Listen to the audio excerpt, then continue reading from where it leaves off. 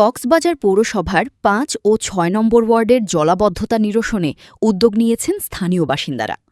দীর্ঘদিনের অবহেলা ও অপরিকল্পিত ব্যবস্থাপনার কারণে ভরাট হয়ে যাওয়া সামরাই খাল পরিষ্কার পরিচ্ছন্নতা অভিযানে স্বতঃস্ফূর্তভাবে অংশ নিয়েছেন এলাকার শত শত মানুষ।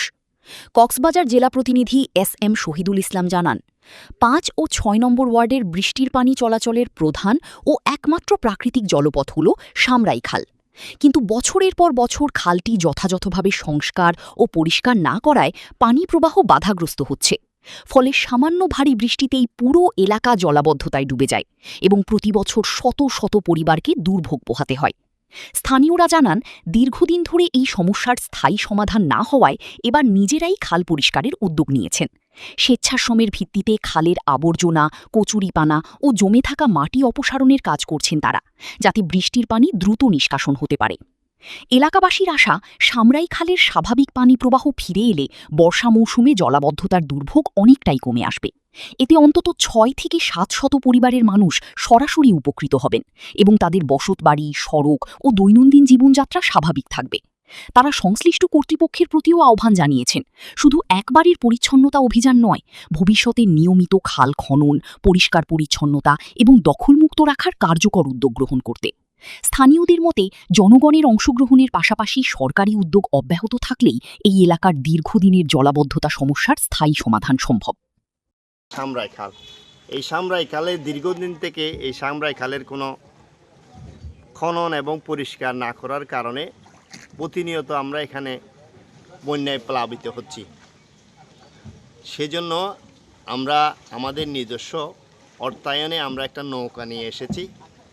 এই নৌকা দিয়ে আমরা নিজেরাই স্বেচ্ছাশ্রমে, বিশেষ করে আমাদের এই কক্সবাজার পৌরসভার ৬ নং ওয়ার্ডের স্বেচ্ছাসেবক দলের সভাপতি নূর হুদা মামুন এবং আমাদের সমাজসেবক উসমান আঙ্কেল এবং আমার চাচা আক্তার কামাল কালু সহ আমরা সবাই মিলে এই উপরের যে ময়লাগুলো এই যেগুলোর কারণে পানি যেতে পারছে না, কচুরিপানা এবং বড় বড় এখানে যে ময়লার স্তূপ রয়েছে, সেই কারণে এখানে পানি প্রতিবন্ধকতা সৃষ্টি হচ্ছে। সেই জন্য আমরা এগুলো পরিষ্কার করে দিচ্ছি। যদি আমরা এগুলো পরিষ্কার করে ফেলতে পারি তাহলে পানি, আমরা আশা করছি এই সামরাই খালে আর পানি জমে থাকবে না এবং এখানে বন্যাও প্লাবিত হবে না। তো আমি আমার ব্যক্তিগত পক্ষ থেকে আমাদের কক্সবাজার এই ৩ আসনের মাননীয় সাংসদ জনাব লুৎফর রহমান কাজলের প্রতি কৃতজ্ঞতা জানাচ্ছি। উনি ওনার নিজস্ব চেষ্টায় আমাদেরকে পৌরসভার মাধ্যমে একটা এক্সক্যাভেটর উনি দিয়েছিলেন।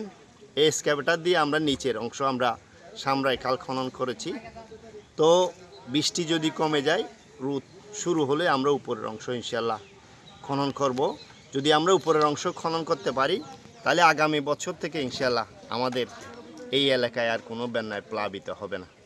তো আমি সাংসদ মহোদয়কে গতকালকে উনি এখানে আমাদের ৬ নম্বর ওয়ার্ডে এসেছিলেন এবং আমাদের দুর্দশা উনি দেখেছেন এবং উনি মানুষের দুর্দশা দেখে কালকে প্রধানমন্ত্রী তারেক রহমানের উপহার সামগ্রী, ত্রাণ সামগ্রী আমাদের এলাকায় পৌঁছে দিয়েছেন। এই জন্য সাংসদ মহোদয়ের কাছে আমরা কৃতজ্ঞতা জানাচ্ছি এবং উনি সবসময় আমাদের পাশে থাকেন। আর আমরা এলাকাবাসী আজকে অনেক দিন কষ্ট পাচ্ছি এই সামরাই খালের কারণে। আমরা নিজেরা অর্থ দিয়ে এই নৌকা আমরা নিজের টাকা দিয়ে আমরা কিনেছি।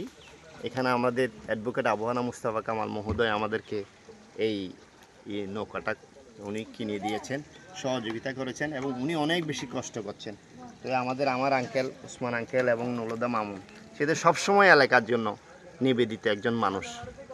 এরকম নিবেদিত মানুষ থাকলে ইনশাল্লাহ আমরা ভবিষ্যতে এখানে প্লাবিত হব না এবং আমাদের যে সমস্যা এই জলাবদ্ধতা, সেই সমস্যা থেকে আমরা নিস্তার পাবো বলে আশা করছি। ধন্যবাদ সবাইকে।